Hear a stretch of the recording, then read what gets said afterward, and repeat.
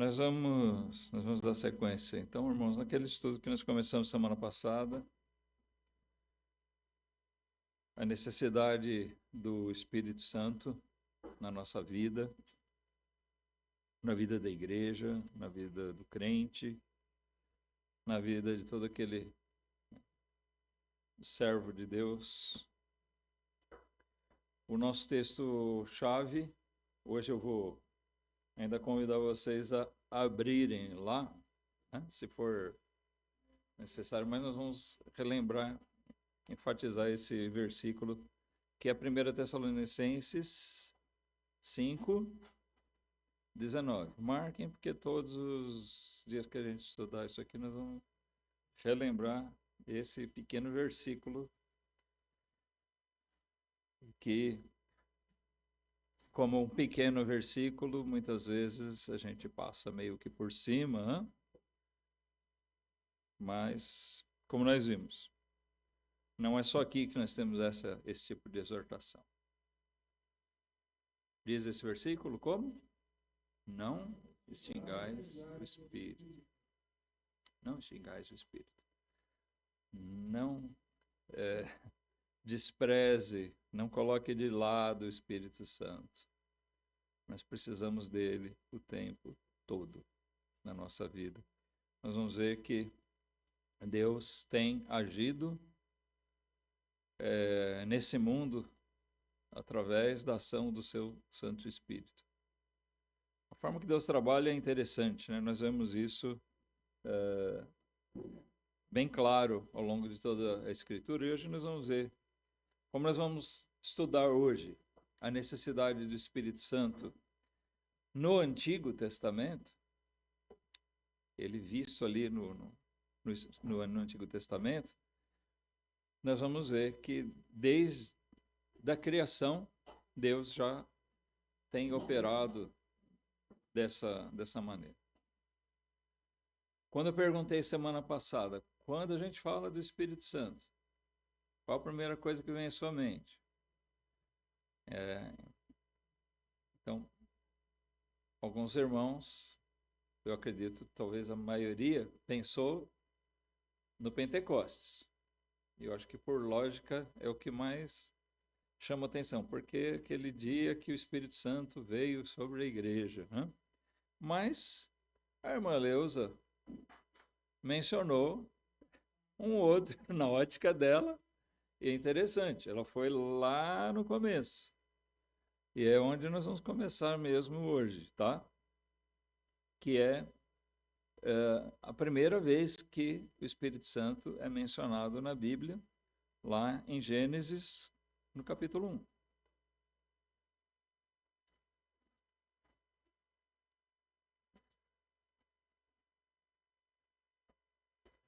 É lógico que a pergunta que eu fiz é relativa, né? Cada um, na mente de cada um, vem primeiro uma coisa. A tendência eu acho que a maioria das pessoas pensam no Pentecostes porque é onde mais se enfatiza essa questão do Espírito Santo. Mas, de fato, nós não podemos ignorar, e é um dos objetivos desse estudo, nós não podemos ignorar que o Espírito Santo esteve presente o tempo todo. Olha, irmãos, nós lemos aqui o versículo 2, logo no segundo versículo da Bíblia, diz: e a terra era sem forma e vazia, e havia trevas sobre a face do abismo, e o Espírito de Deus se movia sobre a face das águas. O Espírito de Deus é o Espírito Santo, certo? Então nós vamos encontrar o Espírito Santo, na maioria das vezes denominado assim, às vezes só Espírito, às vezes o Espírito de Deus, às vezes, ou pelo menos uma vez que eu me lembre, o Espírito de Cristo, mas são todas referências à pessoa do Espírito Santo, tá? Que nós comumente chamamos assim, acho que seja a definição mais comum na própria Bíblia e mais própria para a gente aplicar, para diferenciar. Mas o que acontece na criação? Nós vemos que Deus disse: haja, E houve.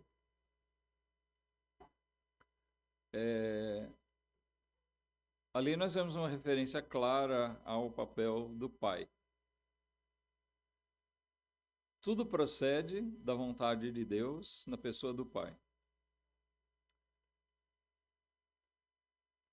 Porém, lá em João 1, nós lemos que, a respeito do Verbo, o Filho, que foi por meio dele que tudo foi feito. Sem ele, nada se fez. Mas nós encontramos sempre o Espírito Santo de Deus presente como aquele agente mantenedor sobre toda a criação. Em tudo que Deus faz, o Espírito Santo permanece cuidando. Jesus esteve presente pessoalmente aqui, estabeleceu sua igreja, mas necessariamente, após cumprir sua obra redentora, ele tinha que retornar à sua glória, junto do Pai. Mas ele disse para a igreja: eu estarei convosco todos os dias. E em outra parte ele diz: eu vos enviarei o Consolador. Jesus está presente conosco, com a igreja. Né? Nós vamos estudar isso depois.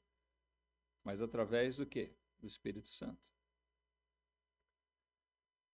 O que eu quero dizer aqui é: tudo que Deus faz,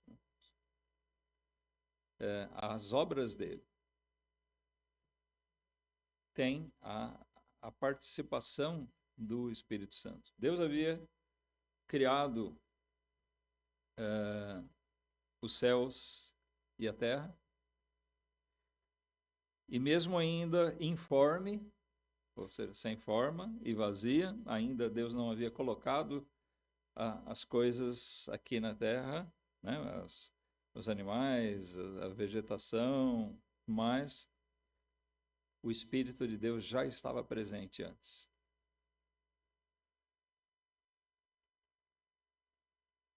Isso já serve para ilustrar para nós a necessidade do Espírito Santo. O mundo carece da presença do Espírito.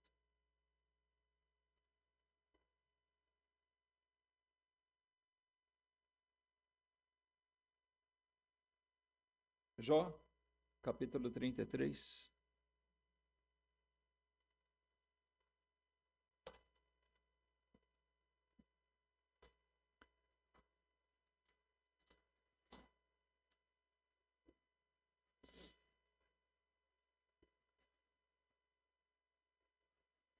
Como a gente comentou no grupo de leitura bíblica,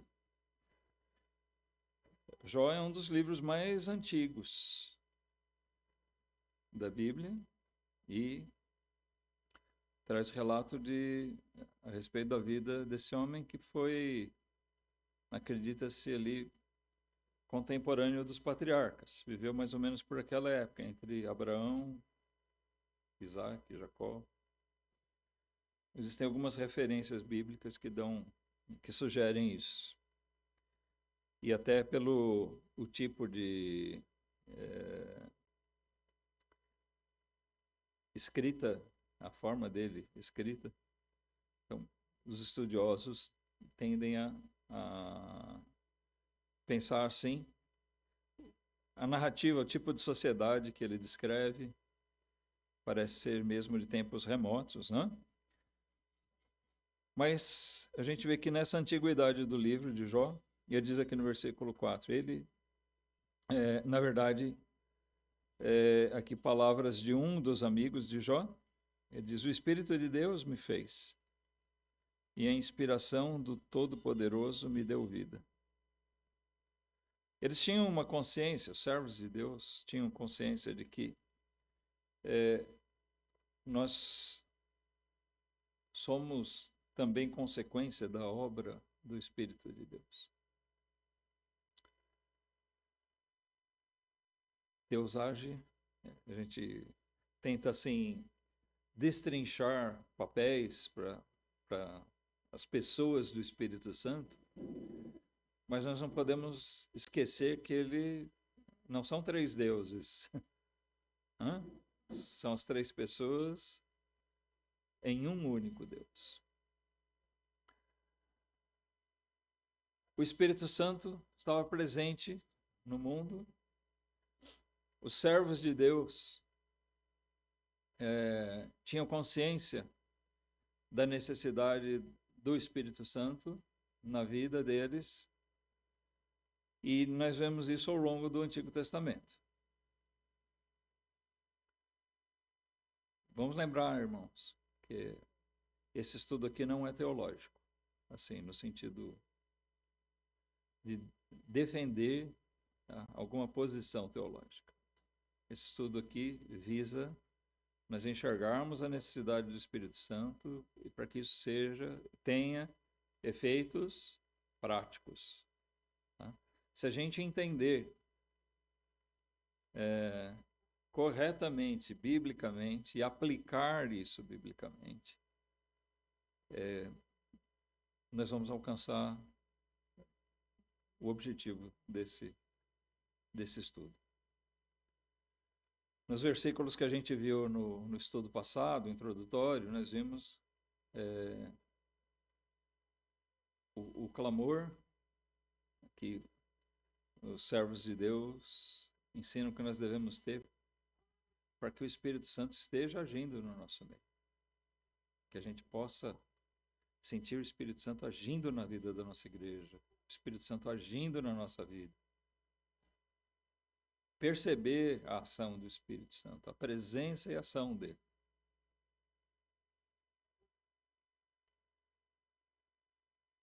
Nós vamos passar a ver aqui no Antigo Testamento, então,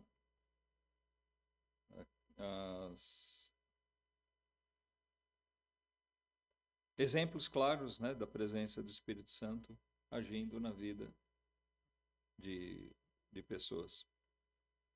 O primeiro exemplo que nós vamos pegar está lá em Êxodo 31.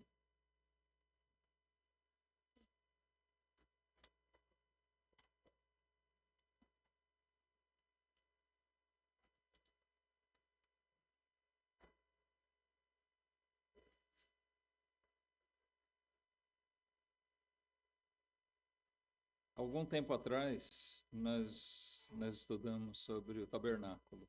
Lembram? Quem deu o modelo do tabernáculo e tudo que tinha que ser feito?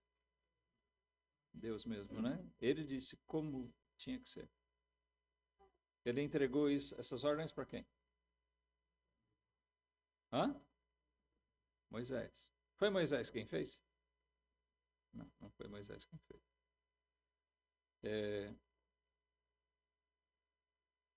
A gente marca muito esses nomes. Mas nós encontramos aqui um homem chamado Bezalel.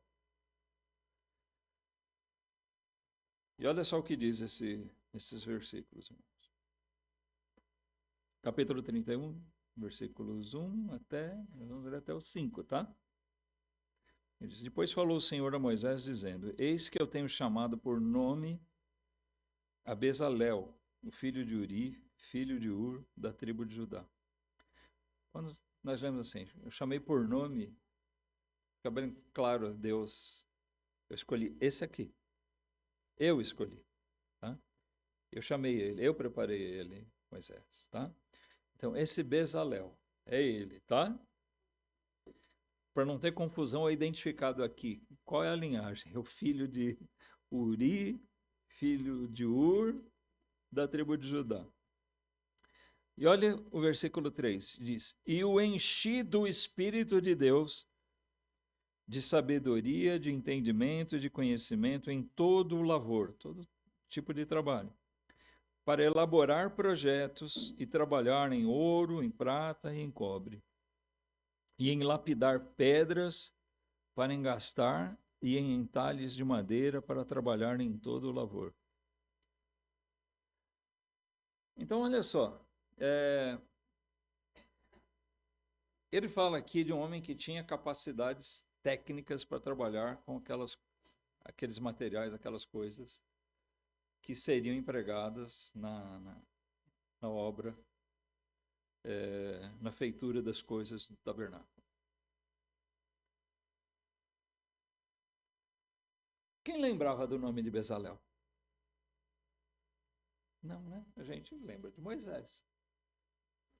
O Bezalel passa despercebido. Mas olha, irmãos, tem servos de Deus, tem pessoas que a gente pouco ouve falar dele, né? Mas esse homem aqui não era um simples técnico, um ourives. O que nós vemos aqui é que Deus mesmo capacitou ele, especialmente para fazer isso. Porque o tabernáculo era, ele, tudo que fazia parte dele, era uma obra muito importante. Então, isso requeria a necessidade de alguém capacitado por Deus.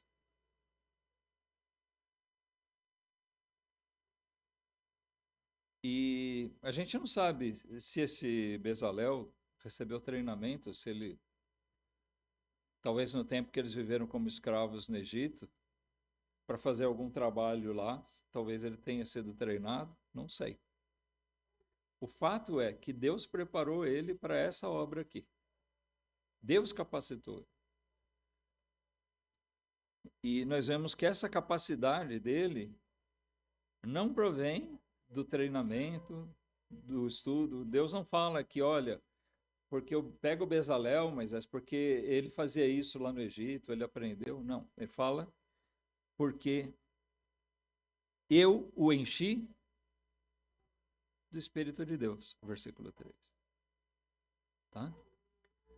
Então, a gente já começa a ver aqui, irmãos,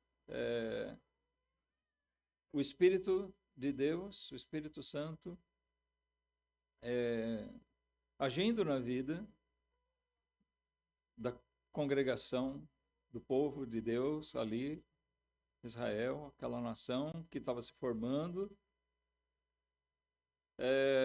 e nessa obra tão importante, designada por Deus, ele pegou um homem e ele mesmo capacitou esse homem para fazer.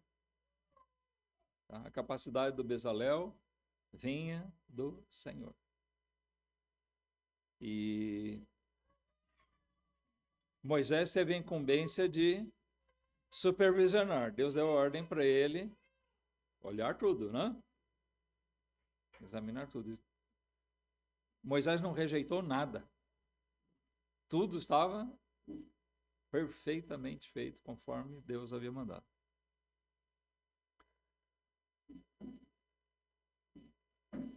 Em Juízes, vamos lá para o livro de Juízes, capítulo 3, a gente vai ver aqui três episódios, rapidinho, nesse período dos juízes. Quem eram os juízes? Não eram reis, não eram necessariamente profetas, mas eram homens que foram levantados por Deus para liderar o povo, para vencer os inimigos do povo de Deus. Eles foram líderes que foram levantados por Deus para dar livramento ao povo, para liderar o povo nessa liderança. Então, aqui no capítulo 3, nós lemos alguma coisa sobre um desses homens. Diz aqui o versículo 10.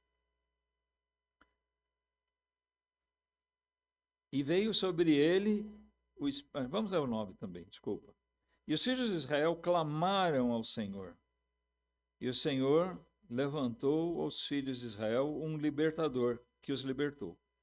Otniel, filho de Kenaz, irmão de Caleb, mais novo do que ele. O Caleb é bem conhecido, né? Então, esse Otniel era sobrinho, né? Filho de Kenaz, irmão de Caleb. E veio sobre ele o Espírito do Senhor. e julgou a Israel e saiu a peleja. E o Senhor entregou na sua mão a Cusã-Risataim, o rei da Síria. A sua mão prevaleceu contra Cusã-Risataim. Então, o Otniel é assim, o primeiro dos grandes juízes, né, que se levantaram sobre o povo após a morte do Josué. Quando Josué morreu, o povo ficou sem liderança. Moisés passou a Josué, Josué liderou o povo na conquista da terra, e depois da sua morte ficou um vácuo, né? Na verdade, era para servir de prova ao povo, porque para se verificar a determinação do próprio povo em servir ao Senhor, o que não se configurou, não se viu. O próprio povo rapidamente se desvirtuou e existia a necessidade de uma liderança. Quando eles sentiram o peso da infidelidade deles a Deus, que se mostrava pelo próprio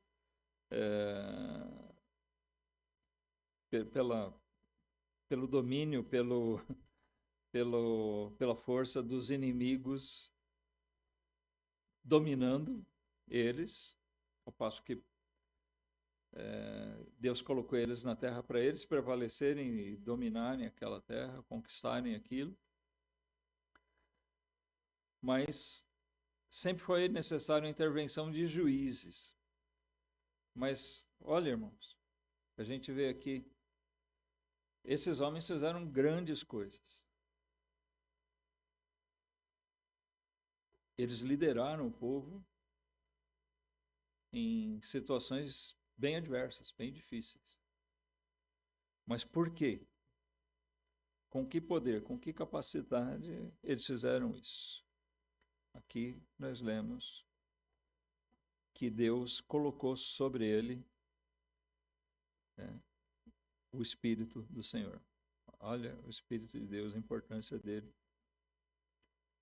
sobre a liderança do povo de Deus,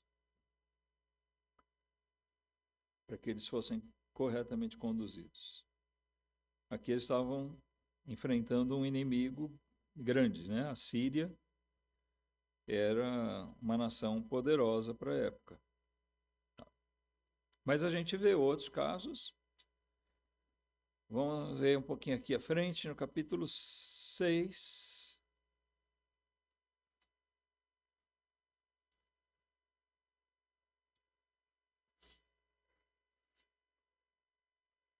Aqui é um exemplo que eu gosto muito, que é um dos meus personagens prediletos do Antigo Testamento. O Gideão.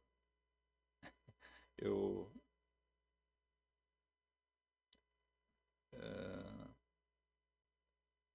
não sei por que tem alguma identificação com esse personagem bíblico, esse irmão.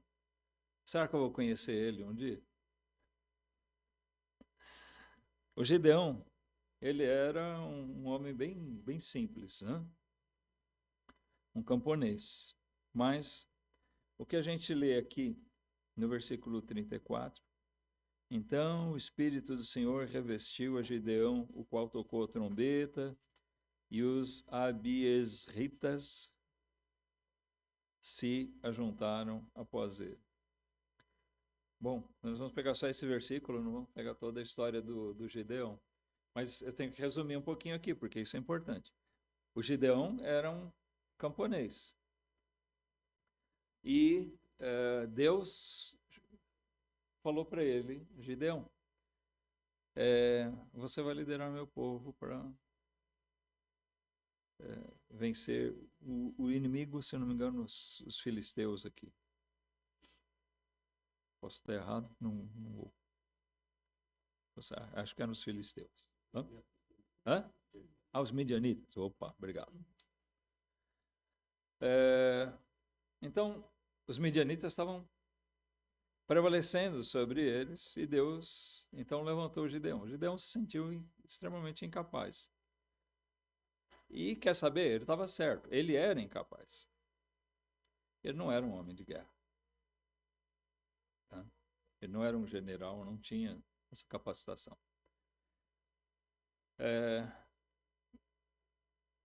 Ele era alguém que estava acostumado ali cuidar das coisas do seu pai, cuidar da terra, da plantação, do gado.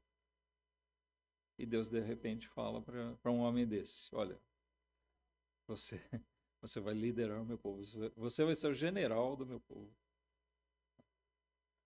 E o Gideão não só liderou o povo nessa vitória, mas se tornou um líder, depois respeitado por todo Israel. Um personagem importante na vida da nação, naquele período. Mas a razão disso, irmãos, olha, a capacidade não era dele. Nós vemos aqui, o Espírito do Senhor revestiu Gideão. Se nós temos desafios, isso aqui não está só para liderança, tá? Se a gente trouxer para esses dias, não é só para pastor, para missionário, é para todo crente, irmãos. Nós temos uma missão, amém? Nós temos uma missão, cada crente. O êxito da nossa missão depende muito disso, de que o Espírito do Senhor esteja nos revestindo. No Novo Testamento nós vamos encontrar que o crente, ele é a habitação do Espírito Santo. Mas o quanto o Espírito Santo está agindo na nossa vida, quanto ele tem sido manifesto. O Espírito Santo não é mais fraco hoje do que era antes. É o mesmo. Deus é imutável, amém? Será que o Espírito Santo não age mais? Age. Mas nós vamos ver que hoje, assim como no passado, tem pessoas que têm o Espírito Santo nele, na vida dele, mas podem neutralizar a ação do Espírito Santo.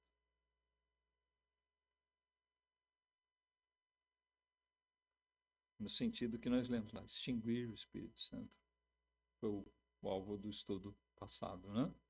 E a gente mostrar como isso de fato acontece. Nós vimos três versículos que alertam para a gente tomar cuidado para que isso não aconteça.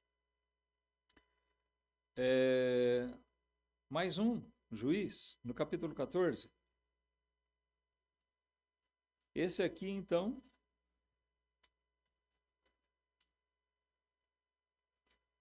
é bem notório. Né? Nós vamos falar de quem? Talvez o mais famoso dos juízes, Sansão. Onde é que estava a força de Sansão? Sim, né? A força dele estava no cabelo, assim como o fruto proibido era a maçã. Tudo errado, essas coisas. A gente aprende por aí errado. É fato que quando cortaram os cabelos dele, a força se foi. Mas por quê? Porque existia um voto, que era um selo do compromisso. O Sansão era um nazireu. Mas nós encontramos aqui de uma forma bem clara que esse homem que tinha uma força descomunal. Aqui a gente vê uma amostra de alguma coisa totalmente fora do comum, fora do normal. Mas isso vinha de uma maneira espetacular da manifestação do Espírito Santo em alguém. E olha que o Sansão foi um homem que não se mostrou fiel ao longo da vida dele. Mas Deus usou dele nos momentos cruciais ali. Né? E a gente vê que o fim dele foi também quando ele caiu em si, mesmo sem cabelo, sem olhos. Deus revestiu ele novamente do poder para ele derrubar aquele templo. Como diz Ele morreu, mas ele matou mais pessoas na sua morte do que, né, mais dos inimigos na sua morte do que ao longo do período do seu juizado. Porque o templo estava cheio, né? Ele derrubou aquelas colunas mestras, demoliu o templo sobre aquela multidão de pessoas do inimigo que estavam ali. Mas olha aqui, versículo 6. Isso, 14:6. Então o Espírito do Senhor se apossou dele tão poderosamente que despedaçou o leão como quem despedaça um cabrito, sem ter nada na sua mão. Porém, nem a seu pai, nem a sua mãe deu a saber o que tinha feito. Aqui é só um exemplo da força de Sansão. E a gente lê na história dele, que é curtinha aqui, né? Mas a gente vê assim, essa força descomunal dele, várias vezes descrita, narrada na Bíblia. Porém, isso fica claro aqui. De onde vinha? Sansão, ele foi assim, a garantia do povo durante algum tempo para se defender dos inimigos de Israel. Isso vinha do fato de que o Espírito de Deus estava agindo nele. O Espírito do Senhor se apossou dele tão poderosamente, como diz aqui, que despedaçou o leão. E depois ele matou, acho que 1.000 homens, né? Com uma queixada de um jumento, sem armas nas mãos. O Sansão teve grandes feitos, né, na vida dele, tudo por isso. Nós vemos a importância do Espírito Santo agindo no Antigo Testamento em prol do povo dele. Pessoas que foram revestidas do Espírito Santo de alguma maneira para cumprir uma obra, um papel. Nem sempre aqui nós vemos pessoas fiéis. Mas o Espírito Santo usou esses homens para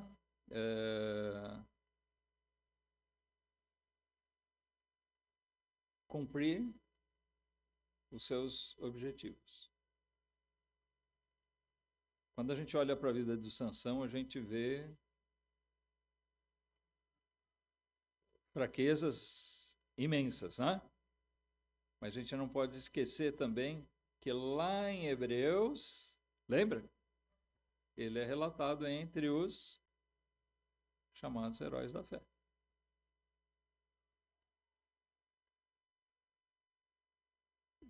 E os reis? Será que foi diferente com os reis? Sempre é necessário a presença do Espírito Santo. O povo, passado o período dos juízes, o povo clamava por um rei, né? Na verdade, o povo tinha um juiz ainda, foi o último dos juízes e que era profeta. Quem era? Samuel. E só que Samuel já estava ficando velho, né? E o povo achava importante ter um rei, como os outros povos tinham. Deus não era esse o alvo de Deus, mas Deus concedeu a eles. E deu a eles o rei Saul. O Saul, assim como o Sansão, é um personagem controverso na Escritura. Eu vejo, volta e meia, muitos debates sobre Sansão era um salvo ou não. Aconteceram umas coisas muito esquisitas na vida dele, né? Um dia nós vamos saber com certeza. Por enquanto nós só podemos palpitar, né? Capítulo 10 de 1 Samuel. Se eu não anotei errado, tá bom, né? 10, tá certo. De 1 a 7, irmãos.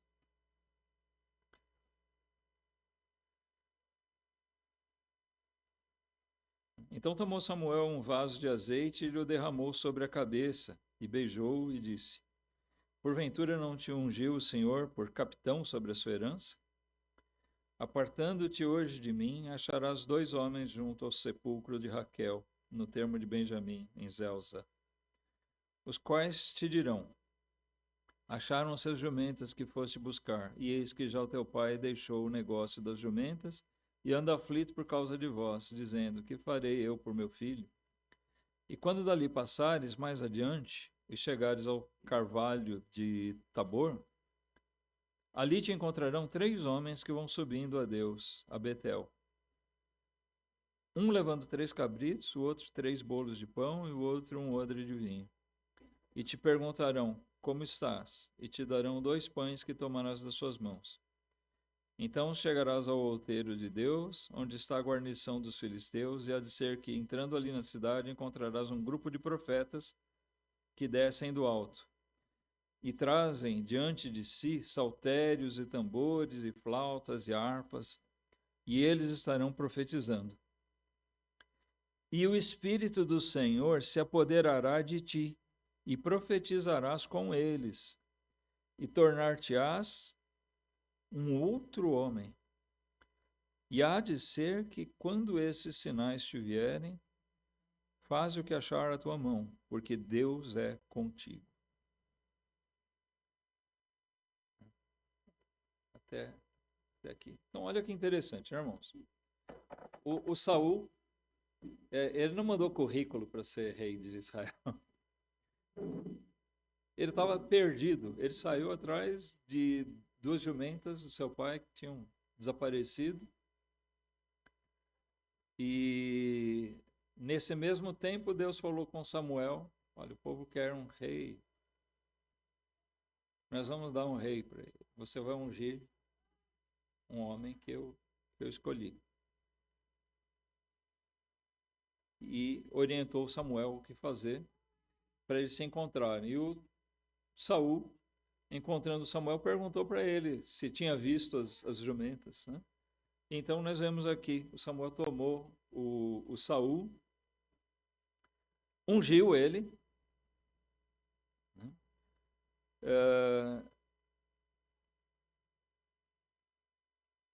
Essa unção por ordem de Deus era uma forma de consagração, uma formalidade para demonstrar uma coisa que ou já aconteceu, ou está acontecendo, ou vai acontecer. No caso aqui, nós vemos que essa unção foi para marcar uma coisa que estava por acontecer. Porque, pelo que Samuel diz aqui para ele, o Espírito Santo veio sobre ele naquele momento em que ele encontrou com aqueles profetas. Então ele passou a profetizar, né? E o versículo 6 diz: O Espírito do Senhor se apoderará de ti. Esse versículo 6 aqui é o principal, né? Do texto. Naquele momento, o Espírito de Deus se apoderou de Saul para que ele fosse o rei, para que ele fosse o líder do povo. E ele diz aqui: a partir dali você vai ser um outro homem. A gente vê uma verdadeira transformação, uma mudança na vida de Saul. E assim ele se tornou o capitão, o líder, né, da nação. Essa era a função dele. Ele foi ungido para ser feito o rei em Israel, para liderar contra os inimigos. Mas, por causa da desobediência dele, né, ele acabou sendo rejeitado depois e destituído por Deus. No capítulo 15, vamos lá para o capítulo 15, versículo 23.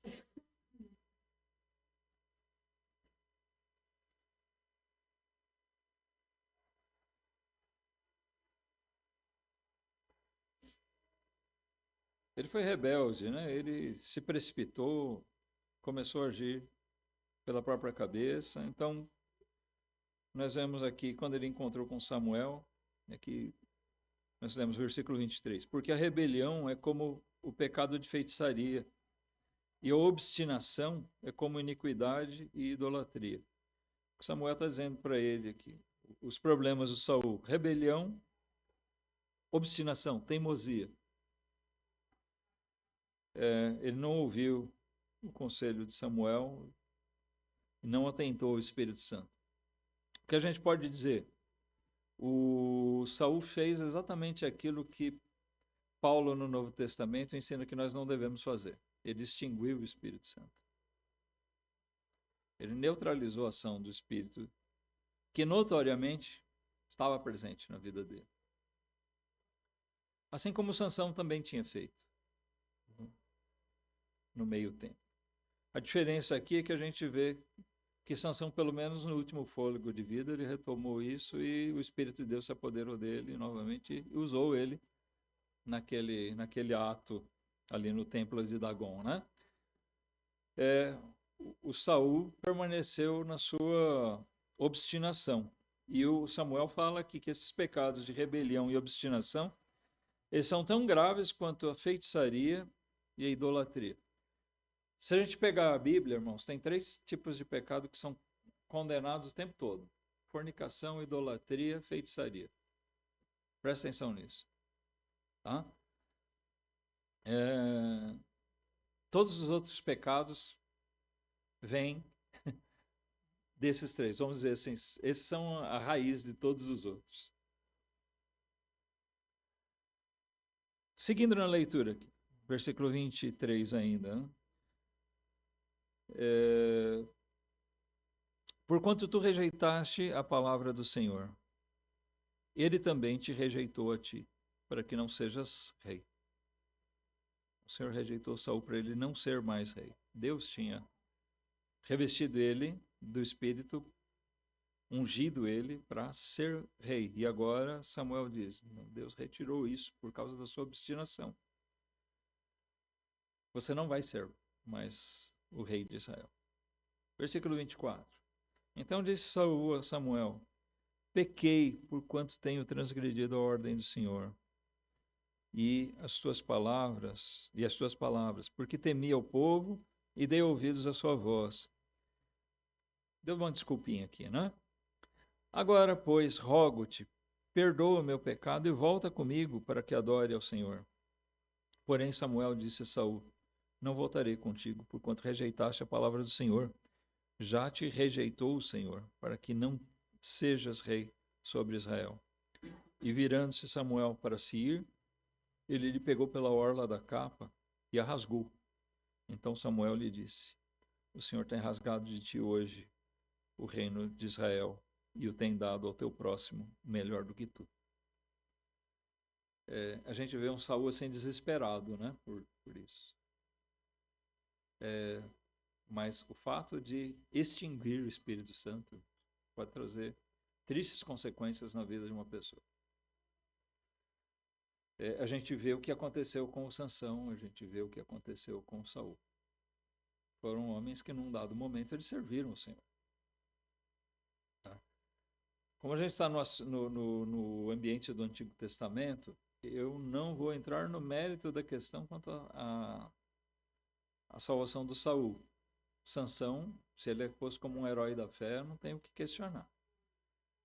Mas, palpite meu, eu sou levado a pensar que mesmo o Saul tendo consultado vidente, feiticeira, mesmo tendo cometido essas coisas, essas loucuras aqui, que ele passou a praticar a partir disso, tentando... ele agia como um louco. Parece que ele teve distúrbios mesmo,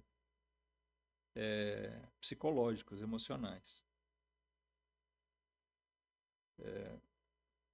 A Bíblia não trata nos termos que a gente tem hoje, científicos, né? Mas é notório que o Saul passou a ser uma pessoa perturbada. Alguns distúrbios psicológicos vêm de alguma coisa patológica. Alguma coisa, algum desequilíbrio hormonal, alguma coisa assim. Mas muitas vezes vem de problemas espirituais também. Nem sempre, mas muitas vezes. O caso do Saul é notório que foi consequência de problemas espirituais da parte dele. A teimosia dele, a obstinação dele, fez com que Deus retirasse aquele revestimento do Espírito Santo que ele tinha como rei. E isso foi uma coisa que o Saul jamais se conformou o resto da vida dele. Ele perseguiu Davi, ele sabia quem era Davi. Mas ao mesmo tempo a carne dele fazia com que ele tivesse uma inveja. Isso era consequência de toda a perturbação que ele trazia em si. Ainda aqui no capítulo 16, 14, nós lemos também: e o Espírito do Senhor se retirou de Saul, e atormentava um espírito mau da parte do Senhor. E aqui nós vemos uma das passagens mais difíceis de entender. O que realmente acontecia? Deus enviou um espírito mau? Era Deus que fazia aquilo para perturbar o Saul?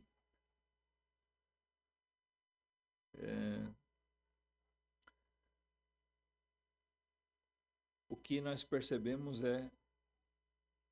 não era um espírito maligno, no sentido de um demônio que Deus mandou. Alguns interpretam dessa forma.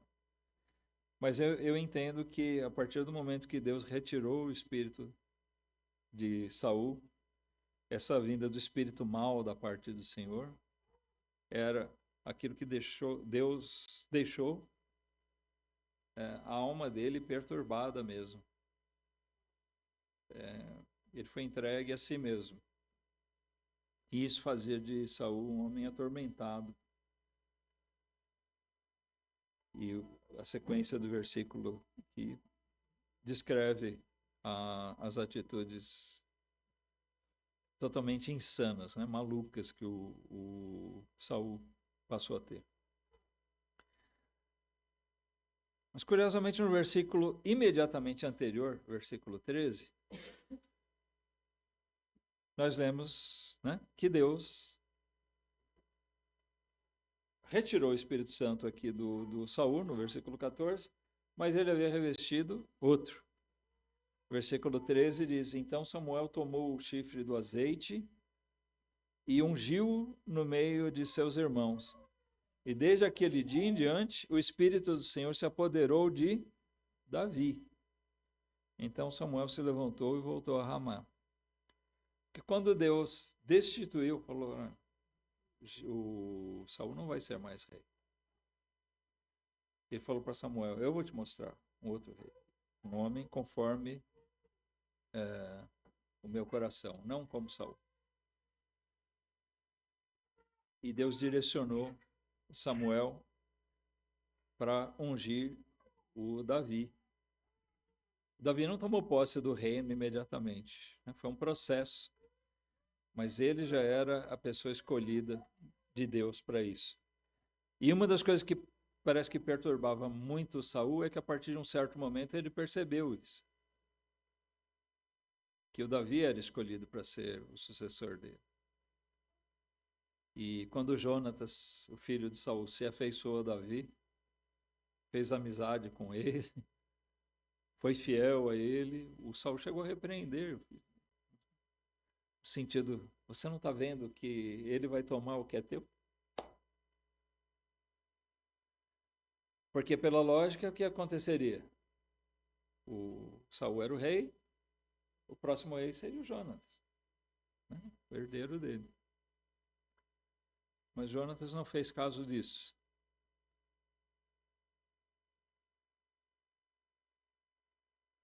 O Davi, então, passou a ser o ungido do Senhor, e como nós lemos, o Espírito do Senhor se apoderou de Davi. A gente vê os reis dependendo da presença, da ação do Espírito Santo na vida deles.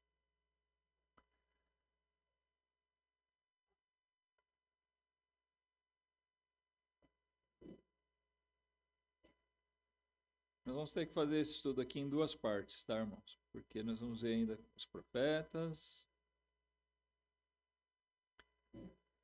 Só é importante uma coisa, eu vou antecipar aqui, antes da gente concluir, eu vou até pular uma parte, porque está relacionada ao Davi. Vamos ler o Salmo 51, 11? A gente sabe também que o Davi foi um homem segundo o coração de Deus, foi um grande servo de Deus, foi também um herói da fé, mas não foi perfeito. Não foi como Saul, não foi como Sansão, mas ele também cometeu pecados e alguns bem graves. A gente tem esse Salmo 51, que é uma oração de arrependimento, de contrição profunda do Davi, depois do episódio do adultério dele com a Betseba. Uma das coisas que Davi pede aqui, no versículo 11, é bem interessante. Olha o que ele pede aqui, irmãos. Não me lances fora da tua presença e não retires de mim o teu Espírito Santo. O Davi tinha receio de ter extinto o Espírito Santo da vida dele. Eu penso que ele tinha receio de acontecer com ele a mesma coisa que aconteceu com Saul. Então ele clama a Deus. Não permita isso comigo, Senhor. Não me tire da tua presença. A pior coisa que pode ter para um servo de Deus é ele se sentir longe de Deus. Ele tem uma comunhão rompida com Deus a ponto de ele sentir a porta fechada. E principalmente alguém que foi colocado por Deus para servir a ele de alguma maneira. E ver que Deus retirou essa unção, que Deus retirou o Espírito Santo. Eu não vou estar mais com você nisso. Isso é triste. E tem acontecido com muitos servos de Deus, nos tempos bíblicos e depois. É uma coisa que nós precisamos tomar cuidado, irmãos, para não acontecer conosco. Nós não vamos perder o Espírito Santo no sentido de deixar de estar em nós, uma vez que nós estamos selados pelo Espírito para a salvação. Mas o nosso desinteresse pelo Espírito Santo pode sim fazer com que ele seja extinto da nossa vida. Nós percamos a eficácia e o poder no nosso papel, conforme Deus colocou.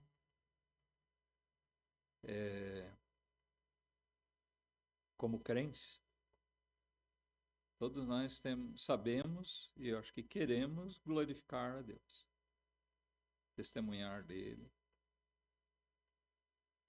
Mas e se um dia a nossa frieza, a nossa mornidão com Deus for a ponto de ele dizer, eu não vou estar mais agindo na tua vida?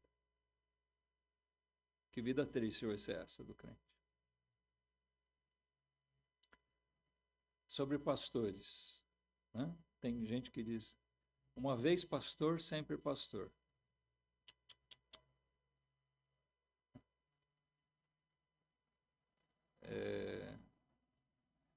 Pastor não é rei, nada disso. E nós vemos que nem os reis foram assim. Né? E Deus disse para Saul, Saul continuou lá como o rei, mas Deus já deixou bem claro, você não vai ser mais. Eu já não estou mais com você. Se isso acontecer com o rei de Israel, isso acontece com os pastores também.